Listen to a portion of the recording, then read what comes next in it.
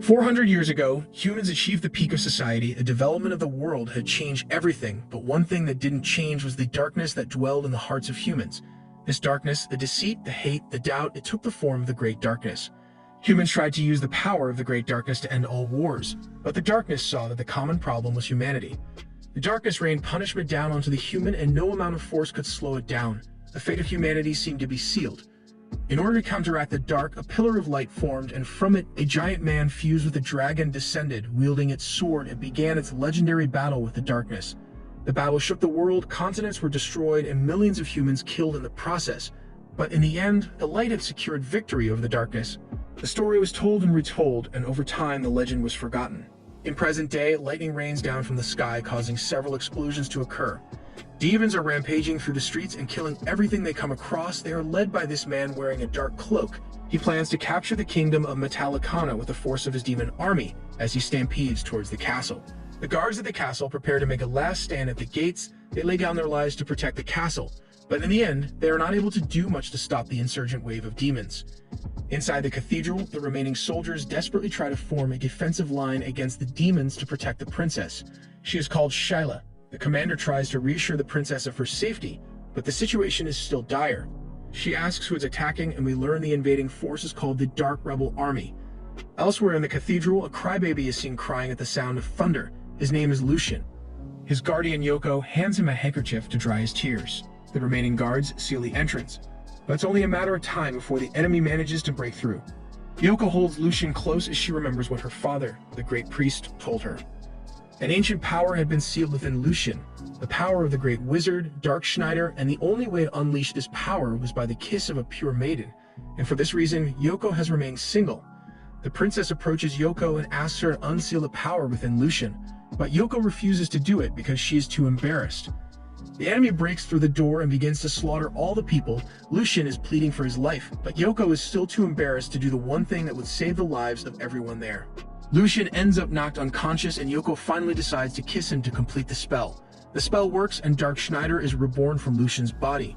The man wearing the dark cloak sends some ogres to attack, but they are quickly blown away. Everyone is in awe of the power of Dark Schneider. Lucian is still present in Dark Schneider. Dark Schneider has no real intention of saving the people here, as he doesn't really know them, but he'll save Yoko though. Yoko reprimands him and asks him to save everyone. The crybaby Lucian in him makes him susceptible to her yelling. He unleashes a devastating spell to wipe out all the demons. The only one left is Dark Cloak. He tries his luck with a flashy lightning spell, and it appears to be very effective. Lucian seems to have been burnt to a crisp, but he manages to shrug it off and kill him in an incredibly painful manner. After the battle, Lucian tries to leave the place, but Yoko chases after him. He tells her of his plans. He plans to take revenge on her father and start a war to take over the world. And despite all that he said, Yoko is still drawn in by him. She thinks he has put her under a spell, but is just his natural ruse. He kisses Yoko once more, but it turns out a second kiss will revert him to his crybaby state. Yoko takes the now smaller Lucian and continues their journey. 3 generals sit atop their horses. They can't believe that Dark Cloak was defeated so easily, and there could only be one culprit, Dark Schneider. They want to verify the identity of the wizard, so they send Kevidabu, a powerful Hydra summoner, to go and attack them. If he destroys them, then there's nothing to worry about. If he is destroyed, then the wizard is the real deal. Elsewhere in the forest, a giant fire-breathing Hydra approaches the city. Lucian and Yoko have breakfast together when suddenly they notice a giant cloud approaching. The king is being informed of the demise of a neighboring kingdom at the hands of Dark Rebel Army's attack. With everything that has happened recently, it points to only one conclusion: the resurrection of the darkness. Everyone is terrified of the idea of the darkness returning, but just then, the Hydra enters the city. Yoko's father deduces that the Hydra is being controlled because normally it wouldn't enter human settlements. Only one option remains now: awaken Dark Schneider. Yoko is still hesitant to do it, but under pressure from her father, she does it. She asks Lucian to sit and close his eyes, and then she kisses him. After Dark Schneider awakens, the ministers seem to think that they are in a position to boss him around. These are honestly the stupidest ministers to have in a crisis. Lucian corners the priest. He still wants his revenge for being sealed away. Kevidabu senses Lucian's power from a distance and heads toward him to attack, while Yoko tries yelling at him again to get him to help. But he has already helped once. He is not obligated to do so again. Suddenly, Lucian unleashes a lightning spell against the priest. The priest is, however, a formidable foe and managed to block the attack with an anti-magic barrier. If magic won't work, Lucian tries to use a physical attack. He resurrects one of his golems to kill him, but at that moment, the Hydra bursts into the room. Lucian doesn't take too kindly to being interrupted and insults the Hydra summoner. He sends his golems to kill a Hydra and it rips off its heads with ease. He then attacks the summoner and burns him to death, but he hasn't forgotten about the priest. He is ready to squish him when Yoko cries out for him to stop. Yelling may not work anymore, but he is still Lucian and still loves her, so he decides to seal himself again for her sake. Outside the city, the Dark Rebel army troops gather to plan their next course of action. After seeing what happened, they are convinced that Dark Schneider has resurrected. It is revealed that years ago, Dark Schneider led them to conquer the world. There was no one stronger than him, but now he seems to be protecting the kingdom. Whatever reason he may have, the Dark Ninja Army leader Gara is not going to back down from a fight. He is discovered by two guards, but we all know that the guards are no match for his power. They are cut to pieces in an instant. Back in the castle, the threat of the resurrection of the demon god Anthrasax is still very real. It was sealed away with 4 seals, one of which was guarded by the now fallen Judas kingdom. With one of the seals broken, it is clear that someone intends to revive Anthrasax. The only one who could do such a thing is Kalsu, the evil sorcerer and close friend of Dark Schneider. Kalsu is seen admiring Anthrasax, which he will soon resurrect. The ministers want Lucian to transform again to save them, but that isn't fair to Lucian. Yoko is still embarrassed about having to kiss Lucian. She has a lot on her mind, but Lucian wants to play. Yoko is worried for Lucian and vows to never let him turn into Dark Schneider again. All the soldiers in the castle prepare for war, but then Gara just walks straight through the front door after killing the guards. He sneaks into Yoko's room and tries to announce himself, but Yoko quickly attacks him and knocks him to the ground. He is impressed by her strength, but she is still no match for him. He asks her where Dark Schneider is, but she is feigning ignorance. All the commotion wakes Lucian up, but Yoko tells him to go back to sleep, and even after seeing everything he has seen, he indeed goes back to sleep. Gara threatens to do some unholy things to her, and upon seeing this, Dark Schneider takes over Lucian's body once more. He can now take over Lucian's body when he is asleep, since the seal has been broken twice already. He vows to kill Gara if he touches Yoko again. Just then, the guards burst into the room, prompting Gara to leave on his wyvern, but not before kidnapping Yoko. With Yoko having been kidnapped, the priest looks for a way to rescue his daughter, but without her, they can't awaken Dark Schneider to go after them.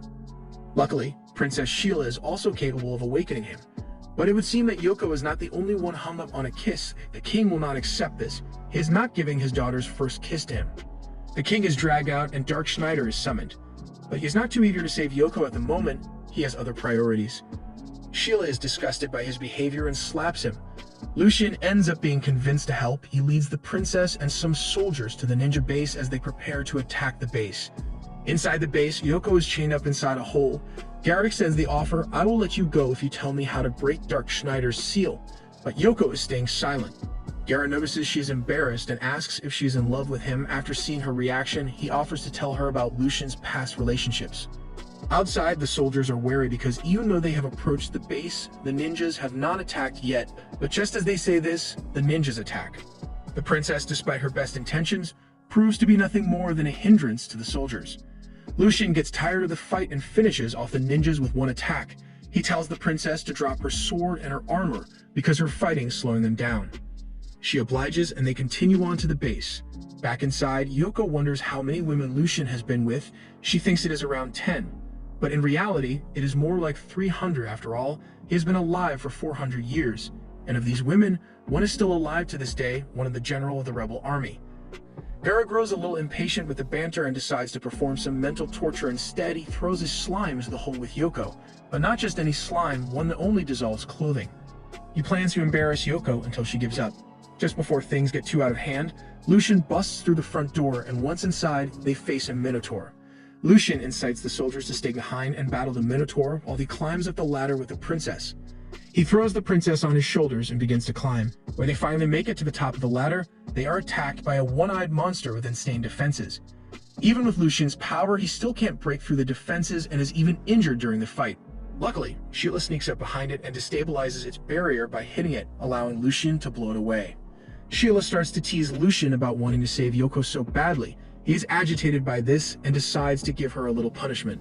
Lucian has been using a lot of magic lately, and it is starting to take its toll, so Sheila has to hold her own.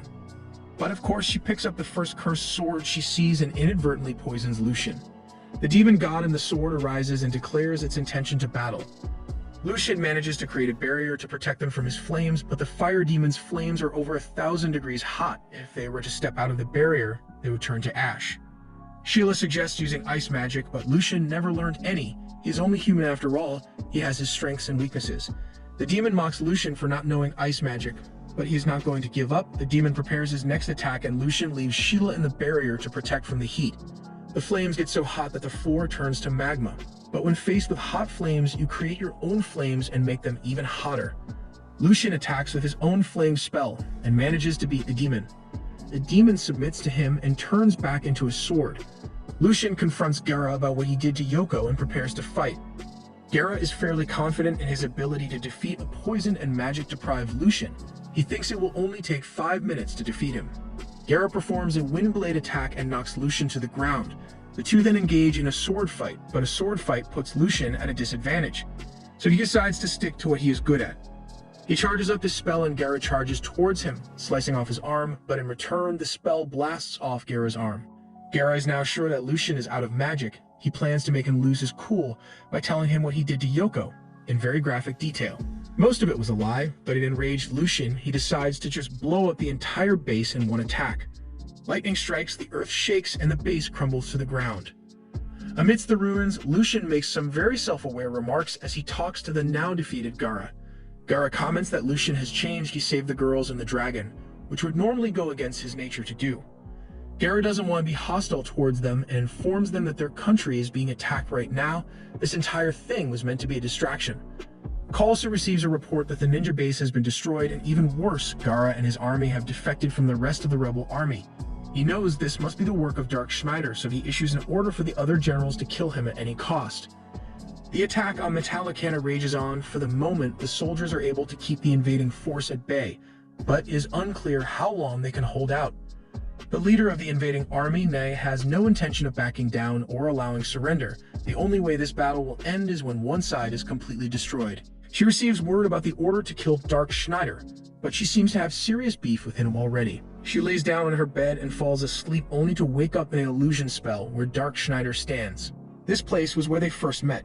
Dark Schneider took 9 when she was little and raised her for over 100 years. He doesn't want her to be an enemy, but she already hates him. Her hatred towards him stems from him creating harm for himself when she was always by his side. She gets really angry and attacks him with a lightning spell. Her fury is enormous, but she cannot leave her post to go kill Dark Schneider. As the illusion fades, she sends Arya, her subordinate, to go kill him for her. Lucian is walking with a dragon in the forest. He slipped away from Yoko and the rest of the group to go out on his own, but then Lars, the dragon, followed him to keep an eye on him. A scream is heard and the two go to investigate where it came from. A girl is seen running away from a giant spider and begging for help. She is saved by Lucian, who destroys the spider easily. She is grateful and asks him to come to her home so that she can thank him properly. Back in her home, Lucian is gorging himself on all the food he can get his hands on. Magic consumes a lot of energy, so he needs to eat when he can. That night, the girl comes into Lucian's room and talks about an old family tradition which she wants to complete, but in reality, it was a trap. She is actually Arya. She summons a spider on Lucian's back and has him eaten, but that was an illusion. The real Lucian is sitting behind her watching the show. Spells of this level could never defeat him. He holds too much power. Arya is defeated in battle, and Lucian heads out the next morning. Word reaches Nye about Arya falling to Lucian, and she's even angrier now. Lucian comes across another sorcerer sent to kill him. It is a pretty boy, and Lucian asks the dragon, who he thinks looks better between the two of them. Orcs are attacking, but the question carries more importance for him. He comes to the conclusion that he is the true Ree's Lord, and no one else can even compare to him as he blows away the orcs. The boy isn't about to give up yet. He still has his sword skill to attack. He slashes hundreds of times in the span of a second and dices up Lucian. But that was an illusion. He is actually behind him. Lucian then blows up the boy, but that too was an illusion. He appears behind Lucian and asks what happened to Arya. Lucian tells him about the battle they had and how she probably isn't interested in fighting anymore. The boy doesn't like what he is hearing and goes in for a strike, but Lucian brings out the fire sword he got and counters the attack. It turns out the pretty boy is actually a pretty girl, but her mission hasn't changed at all. She uses ancient god magic to petrify Lucian. He thought this would be an easy battle, but since he doesn't know the name of the god who powers the spell, he can't undo it. He is about to be broken into pieces when Arya jumps out from nowhere to save him. She tries to plead for Lucian's life, but it is no use. She is determined to kill him now. However, in her anger, she slipped up and mentioned the name of the god that her power comes from. This allows Lucian to break out of the petrification spell, but now he is naked. She is a little disgusted seeing him naked, but it's not his fault. She tries to attack again, but he can deflect the attacks now. He decides to give her a taste of his power and launches an attack of his own. He was going easy on her, but it still shredded her clothes. As a last resort, she unleashes her monster on them. The monster spews a gas that will turn everything to stone if to touch it, and it manages to turn Lucian's arm to stone. But right when it looks like all hope is lost, the wind changes and causes the gas to blow back towards her. She is knocked to the ground and loses control of the monster. And now that the monster is not under her control, it's much easier to kill. The girl claims that she has not lost despite losing her sword, her strongest spell, and her monster. She faints and Lucian has to take care of the poison in her in a suspicious manner. She has been swayed by his charms. She won't attack him anymore and allows him to continue on his journey. However, along the way, his magic depletion causes him to turn back into the crybaby Lucian. Lucian wanders through the forest and happens to find Yoko bathing in the river. He calls out to her, and she runs over to him and embraces him while still naked. They sit down to eat with the soldiers who were tasked with guarding Yoko. They can't believe that Lucian is the reincarnation of Dark Schneider, and to top it off, he brought a dragon back with him. One soldier tells the story of how Prince of the Kingdom used forbidden magic to turn into a dragon and join the battle to kill Dark Schneider many years ago. It would be funny if the dragon before their eyes turned out to be the reincarnation of the prince. In a dark castle, Count Diamond is brought 6 virgins by his servant. The servant assures him that all the girls are virgins and they seem to be hypnotized. Diamond is an evil, immortal vampire who seems to become even more powerful by drinking the blood of many virgins. However, one of the girls is not a virgin, so he takes out his anger on the servant and drains his body of every last drop of blood. He sent other servants out to get him virgins as well, and one of them is seen cornering some women and killing them. He then walks into the camp of Yoko and Lucian. He has come for Yoko, but at the sight of Yoko in danger, Lucian awakens Dark Schneider and threatens the werewolf. The werewolf is not scared because Lucian didn't fully transform. He pounces on him and tries to overwhelm him with blows before he can cast any spells. Lucian punches a hole in his stomach and drags his face through the ground before blasting his body away, leaving only a werewolf head and torso. He questions him about the plans of the Count and promises to spare the werewolf if he answers. But as soon as he answers, Lucian squishes his head anyway. Atop a hill, Daimon is looking down at the group. He has realized that Dark Schneider has been sealed, so he believes he has a chance of beating him. He jumps down to attack, and at that moment, Lucian reverts to his crybaby state. That made it incredibly easy for Daimon to capture them. He brings them to his castle where he has also captured the other 2 sorcerers from before. He plans to kill them, but they break free and launch an all-out attack. It would seem that they succeeded, but Daimon's healing factor is too great. He is practically immortal. They are quickly overpowered by him. There's not much they can do with their current powers, but they don't give up hope. 2 bros think that Lucian will come save them, but unknown to them, Lucian in his crybaby form is hanging in a cage above them. Lucian cannot take the sight of everyone being beaten. Dark Schneider begins to come out in full force. While back in the kingdom, Guerra's ninja army is keeping the monsters at bay with their power. Dark Schneider is fighting to overcome Lucian's consciousness, and Daimon is taken aback because he thought the seal couldn't be broken like that. But after seeing Yoko injured, Dark Schneider comes out and breaks free from his cage. He attacks Daimon with a lightning spell, one of the only spells that can harm vampires. And it seems to be working, but in the end, Daimon is still unharmed. Daimon uses his own spell. He shoots lasers from his eyes and turns Lucian into a pile of meat. Without him, the rest of the group stands no chance, and Daimon laughs over his victory. But while he is laughing, Lucian appears behind him. The previous lightning spell had damaged Daimon's nervous system, so now he cannot aim properly and accidentally hit one of his subordinates. He tries to attack again by firing in all directions since he cannot aim, but Lucian catches the attack and sends it back in the form of a lightning spell. Daimon mocks him for missing his shot, but he wasn't aiming for him, he aimed for the wall behind him. The wall crumbles and sunlight shines through Daimon's weakness. He turns to ashes, but just when everyone thinks it is over, a giant bat emerges from the ashes. The bat is Daimon's spirit, and from it, he will be able to revive later. So Lucian does the only thing he can do to keep him in check. He implants a spell that will turn him into a frog if he ever disobeys him. The remaining generals see this and want to finish off Lucian once and for all, but they worry about Naya turning against them, so they plan to use the same spell Lucian used to control her. Naya now has no choice but to kill Lucian, even if she was already going to do it. She now needs the heart of Lucian to break the spell. So if she wants to survive, she has to do it. Nadia heads to the battlefield on her griffin and confronts Gara. They clash swords, and the two are knocked to the ground.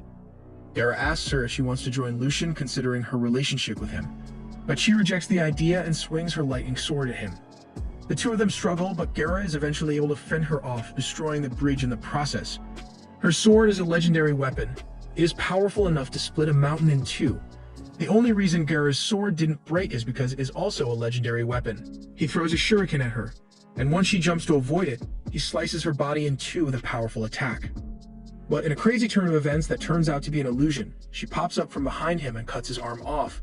But in a crazier turn of events that also turns out to be an illusion, Gara has made clones of himself using his ninja technique. It is unclear which one is the real one, and Gara uses this confusion to launch a supersonic slash. She barely manages to block it, but breaks her sword in the process, but she doesn't give up yet. She can still fight. The true power of the sword is not in the blade, but in the lightning within it. The lightning blade cannot be blocked, and Gara ends up taking some severe injuries. Just as she is about to finish him off, a giant light attack hits the bridge, and the source of the attack, Lucian. That last attack saved Gara, but Nadia still intends to kill Lucian. However, in the blink of an eye, he appears behind her and tries to convince her to stop the attack. His words begin to sway her, but she remembers the spell that was cast. If she opens her heart to him, she will die. She ordered her army to retreat. For now, the castle celebrates their victory. The next day, Nadia attacks the castle again. She unleashes a spell that destroys the entire castle. She has come prepared to kill Lucian. She casts another spell which seals the magic power of everyone in the vicinity. Now Lucian cannot use magic, but neither can she. She does, however, still have her sword, which should be more than enough to cut him down. She swings at him multiple times and nearly hits him. When the fire demon god comes to Lucian's aid, the swords are evenly matched in power, but Lucian has less sword skill than Nadia. If they have a sword fight, he will lose. The sword understands this, and as they clash, it takes hold of the lightning sword and throws both of them into the magic-canceling spell. The swords have been destroyed, but so has the spell, so they can now use magic. When two strong magic users collide, the result is always devastating. Nadia summons thunder spirits, and to counter, Lucian summons flame spirits. It is still an even battle, so Lucian takes the time to ask why she is fighting so hard. She tells him it is because of the hardship she endured as a child, but Lucian is all too aware of that already. He was the one who took her in and raised her for 100 years. Nadia begins to waver, but the spell on her finger cannot be removed without Lucian's heart, so rather than killing him, she wants to be killed by him. They both unleash a devastating spell. As they unleash the spell, Nay says her farewell to Dark Schneider, saying she loved him. The spells clash, but little by little Dark Schneider's spell starts to overpower Nay's. Yuko feels that Nay is crying and wants to stop the battle, but Gara explains they can't do anything. Once a spell is cast, the energy needs to go somewhere and you can't reverse it. Dark Schneider hears a voice, and as he turns, he sees Lucian, who asks him if he can't tell that Nay is suffering a pain worse than death. Dark Schneider then looks at Nay and sees that she is accused cast on her. Dark Schneider realizes that Abigail did this. A large beam of light appears, and as it goes away, Gara sees that spell is gone. He realizes that Dark Schneider used transfer magic and sent the spell somewhere else. Dark Schneider stands in front of Nay, telling her he will free her from her curse. Dark Schneider rips his heart and spills blood from it over Nay's curse and breaks it, and his body falls in Nay's hands. Abigail sees Schneider's death and laughs, noting that he no longer needs to fear him. The first season ends here. Be sure to check our other recaps.